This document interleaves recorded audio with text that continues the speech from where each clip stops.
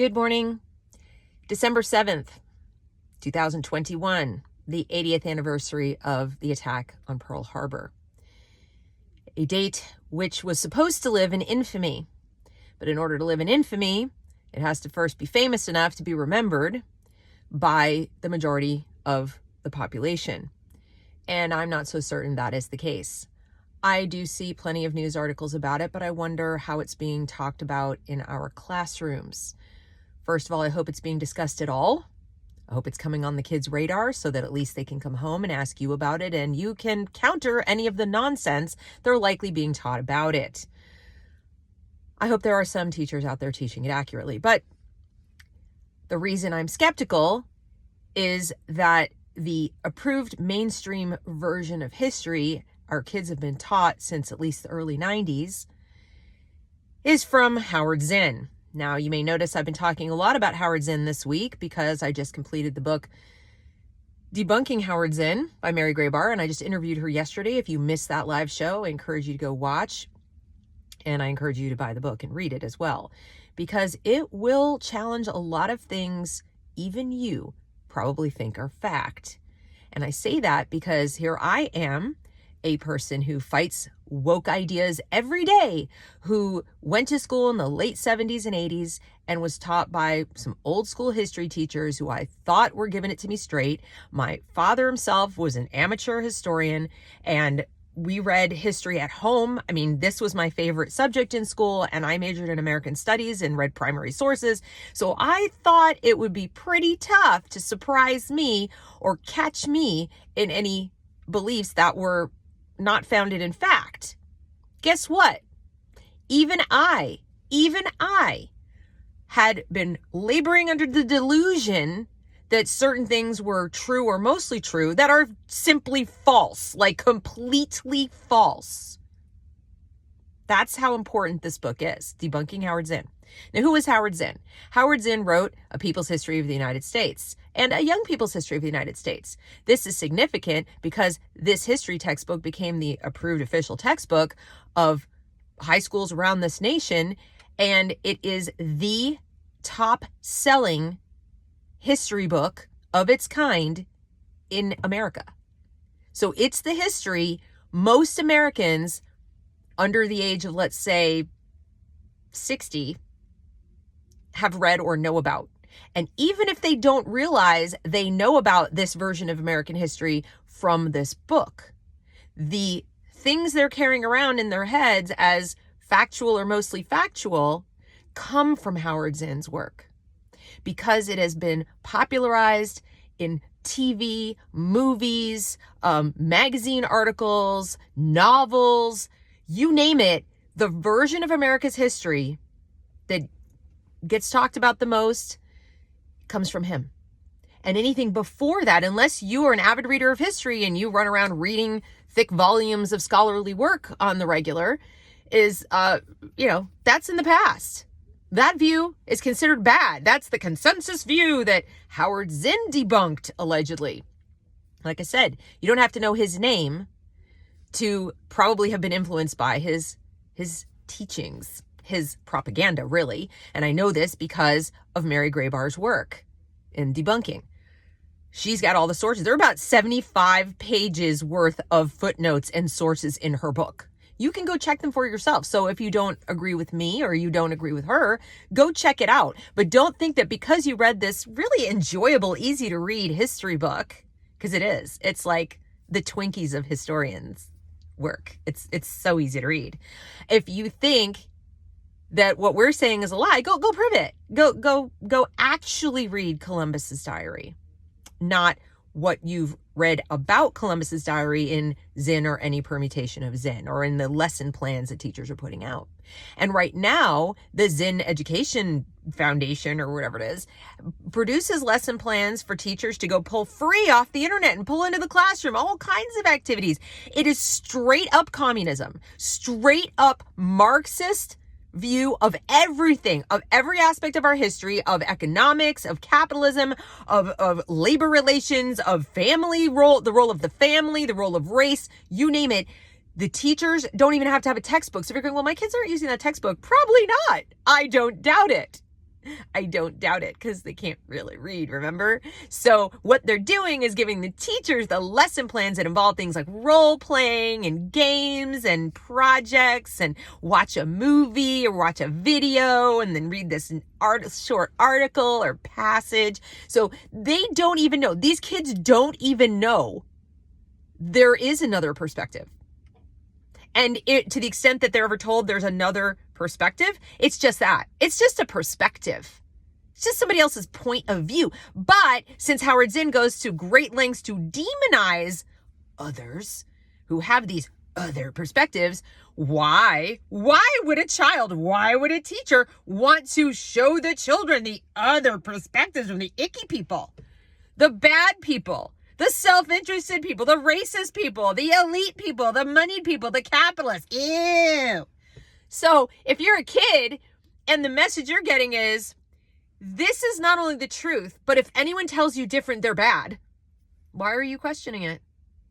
They're the teachers. They're the experts. They're in charge of my grade. So what was Howard Zinn's view of Pearl Harbor? Well, for starters, Howard Zinn is a conspiracy theorist. Howard Zinn subscribes to the view that FDR knew about it, and or at least allowed it to happen once he found out about it. He believes that. That's the story he tells. Okay? That is the story he tells in his history, that it was that we had no business, the United States had no business getting involved in World War II on the Eastern Front. And that because we were imperialist interventionists in Japan's, trade routes and everything, our evil, horrible, policies that were preventing their expansion, their imperialist expansion, literally they had a freaking emperor, but the policies that we had that were attempting to prevent that, to prevent them from colonizing more of the Pacific Rim, we were the interlopers. We were the bad guys, interfering with the free people's pursuit of their own interests that just happened to be imperialistic interests, and they were happening to be rapists and happening to be, exploiting local people. But that's okay, because they're not white Western Europeans, which of course is the ultimate devil in Howard Zinn's world. So poor Japan was the victim. Did you not know? They were victimized by our interventionist policies we had no business being involved in, guys. And they had no choice. They weren't attacking. They weren't trying to destroy our fleet to prevent us from being able to protect people in various islands and other places from incursion by Japan and exploitation by Japan. No, that's not what they were trying to do. They had no choice, you guys. We were destroying their economy. Just us, we were making it so hard for them. We're so bad. So they had to attack us, and that was very unfortunate. And the sailors and the people in Pearl Harbor were the victims, not of Japan, but of our imperialistic, capitalistic policies that forced the Japanese to attack. Come on, get it straight. So that's the version he tells. But if you're sitting there thinking, wait, they didn't teach me that in school. They just said that, the United States wasn't so squeaky clean, and we had, we maybe pushed them and we provoked them, and well, they wouldn't have done it, but blah, blah, blah. Okay, yeah, because you know why? Because Howard Zinn writes using questions. He doesn't say the United States is guilty, or the United States caused this, or we brought it on ourselves, because then who would adopt that as a textbook? Way back. Most people would have been like, what, are you kidding me? They still, their father or grandfather would still remembered the day, right? And was like, what? No. He phrases things in such a way as to have you come up with the thought in your own head. He's very clever. It's how the Soviets and the KGB used to operate with their propaganda. No, Nazis too, by the way. We're just going to frame it like a question. So was it this or was it that? Was it really to defend the homeland? Was it really to, did we really go to World War II to beat back racism and tyranny? Or was it merely about protecting capitalist, elitist, militaristic interests and the military-industrial complex? I mean, you decide. But was it? he doesn't have the guts to say he thinks it was, but he asks the question enough, and he throws in a few conspiracy theories, and he dots it with enough doubt and enough, little anecdotes here and there about somebody who said something about America's policy being bad. Oh, and he pulls in some evidence that people were against going to war again after World War I, and so FDR needed a way to go to war to, help his buddies in the military-industrial complex. He peppers it with just enough facts around the edges that really don't tell a whole story, but they suggest. So if you are the person walking around going, oh, all those right-wingers are conspiracy theorists because they're connecting these little connections like Bill Gates and Fauci and this and that and the other, and oh, that's just a conspiracy theory, but you don't look at Howard Zinn as a conspiracy theorist? Come on. So on this day, I really am wondering what version our kids are being told. And then let's fast forward to Hiroshima and Nagasaki.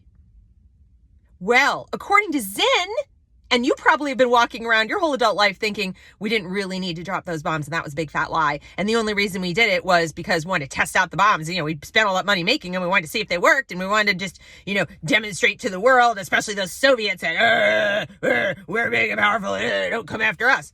No, it wasn't an attempt to save lives. It wasn't in any way, shape, or form a way of getting unconditional surrender by allowing the military and the emperor to save face, because they couldn't very well say, oh, we were beaten by superior, manpower and firepower. I can't do that. They would have fought to the last child with a sharpened stick. No, had nothing to do with that. It was just those evil Americans. You probably were taught that in your class. I know I was. I was taught it was a genocide. I was taught it was this evil, horrible thing that we are stained with for life. That all Americans, just like slavery, we are stained with those 2 bombs dropped on Japan. That's the Howard Zinn version. And again, framed in terms of questions like, did we really need to? Was it really for this or was it for that? Could it have been this or maybe it was that? I'm just going to suggest it to you, little 8th grader. See what you come up with, because you have no frame of reference for anything else, and you'll never be shown any competing information, like the fact that the military was ready to die. Kamikaze warfare. The young children were sharpening sticks and being told, you're going to fight for the homeland and fight for your emperor, who is a deity. Villagers were leaping off cliffs to their deaths rather than surrender to the Allies. Oh, and P.S., were you taught in school that the Soviets were going to invade Japan next? That had they not surrendered and ended the war in Japan with the Allies, and one of those allies was the Soviet Union, right? They couldn't very well invade a country that had surrendered, could they? But they were going to, from the East. And we saw what happened to Poland and Hungary and East Germany, right? Okay, so they were going to go into Japan from there, and we would be coming from the West. And how many Japanese do you think would have died, not to mention Allied troops, had that occurred? So do not forget the mindset. In Nazi Germany, they had small children in the very end going, go away, bad ally person. And, some of them just dissolved into tears and fell into the arms of the Allies. But they were Westerners. And they weren't at the point of believing that their Führer was a god in the literal sense. The Japanese did. Many Japanese, especially children, because again, children are very susceptible to these kinds of magical thinking beliefs, would have probably died had we not dropped those bombs. Does that mean it was a wonderful occurrence we should all cheer about? No. No one is suggesting we should all be like, yeah, we did it. We sucked it to them. I'm just saying, if you're the person sitting there with that decision and you're being told the Russians are going to invade, that the Soviets are going to invade from the East, and we know what they do to their enemies. We've seen it already in the East and Europe. And we'd have to make a landing and invade Japan if they don't surrender. If they keep fighting, we can't keep doing this. And you had the opportunity to allow their military and their emperor to save face by saying, we were defeated by like this fiery ball from the sky and whoa, time out, we're done. But you're not taught that. You're taught it was genocide from the air and totally unnecessary, and they were going to surrender anyway. Like, there's no difference between conditional surrender and unconditional surrender, which, by the way, there is a very big difference. But our kids aren't taught that at all. You weren't taught that. I wasn't taught that. I'm almost 56 years old. I wasn't taught that. I was taught that it was, at best case, regrettable, Worst case, we just slaughtered people unnecessarily because they were going to surrender anyway. And I was further taught by several teachers and professors that the story that we would have had to invade and so forth was a big fat lie, except that it wasn't a big fat lie. It's well documented. It is absolutely well documented, as is the Soviet plan to invade from the east, which I bet most of you never heard of. So, on this 80th anniversary of Pearl Harbor, I encourage you to go buy Mary's book, Debunking Howard Zinn. Read it closely. If you challenge her sources, read them or go look them up for yourself. She encourages you to do the same. And then ask yourself, which version are your kids being taught? Because I can tell you right now, in the state of Oregon, at a minimum, Howard Zinn's Young People's History is the official U.S. textbook.